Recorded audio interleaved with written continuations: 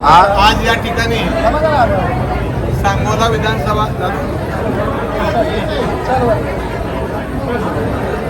आज या ठिकाणी कार्यालयामध्ये सांगोला विधानसभा मतदारसंघातील आमच्या कार्यकर्त्यांची तातडीची बैठक आयोजित केली होती.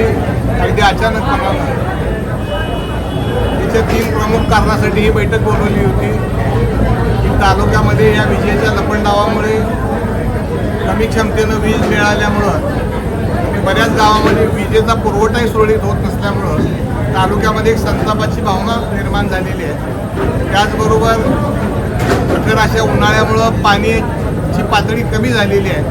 त्यामुळे लोकांमध्ये पिण्याच्या पाण्याच्या संदर्भातली टंचाई मोठ्या प्रमाणात निर्माण झालेली आहे. त्याचबरोबर ग्रामपंचायतीच्या निवडणुकाही आलेल्या आहेत.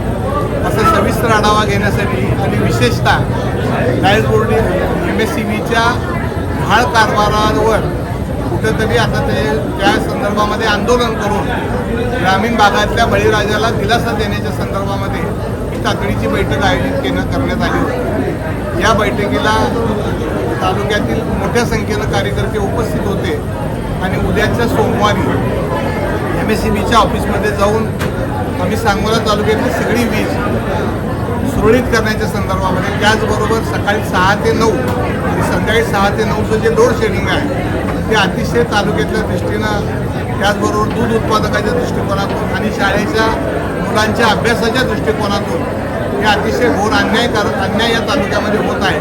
त्या संदर्भामध्ये सोमवारी एकदा आम्ही निवेदन देणार आहोत आणि 8 दिवसाची मुदत MSCBला देणार आहोत. त्यामध्ये त्यांनी जर दुरुस्ती नाही केली तर भविष्य काळामध्ये तीव्र आंदोलन करून सगळ्या MSCBच्या कार्यालयाला टाळा ठोकून त्यांच्यापुढं मोठ्या पद्धतीनं आंदोलन करून शेतकऱ्यांना या बाबतीमध्ये न्याय दिल्याशिवाय आम्ही गप्प बसणार नाही, अशा पद्धतीनं आजच्या मीटिंगमध्ये आमची भूमिका ठरलेली आहे. त्याचबरोबर ग्रामीण भागामध्ये जिथं जिथं पाण्याची टंचाई आहे, पिण्याच्या पाण्याची, त्या ठिकाणी जिथं जिथं अर्ज येतील त्या ठिकाणी 4 दिवसाच्या टँकर देण्याच्या बाबतीमध्ये आदरणीय तहसीलदार मॅडम, त्याचबरोबर BDO, तिथं आमच्या सभापती आहेत, त्या सगळ्यांनाच आता विनंती केलेली आहे.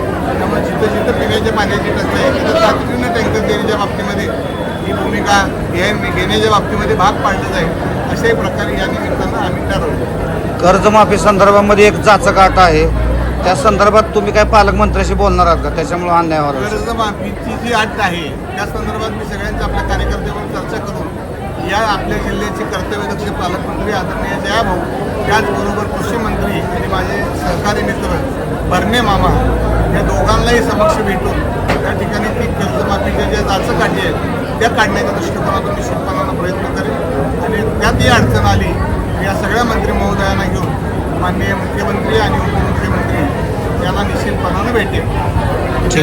सगळ्याच कार्यकर्त्यांनी ती जी भावना मांडलेली आहे राजकारणाची दिशा ठरवण्यावर, ती लवकरात लवकर माझ्या राजकारणाची दिशा कार्यकर्त्यांच्या आग्रहानुसार आणि त्यांना ज्या पद्धतीनं पाहिजे त्यानुसार ठरवली जाईल, असा शब्द मी आज या सभेमध्ये दिलेला. मान नदीला पाणी आपण सोडलेलं आहे तेव्हा जनमत सबस्क्राईब करा, लाईक करा, शेअर करा.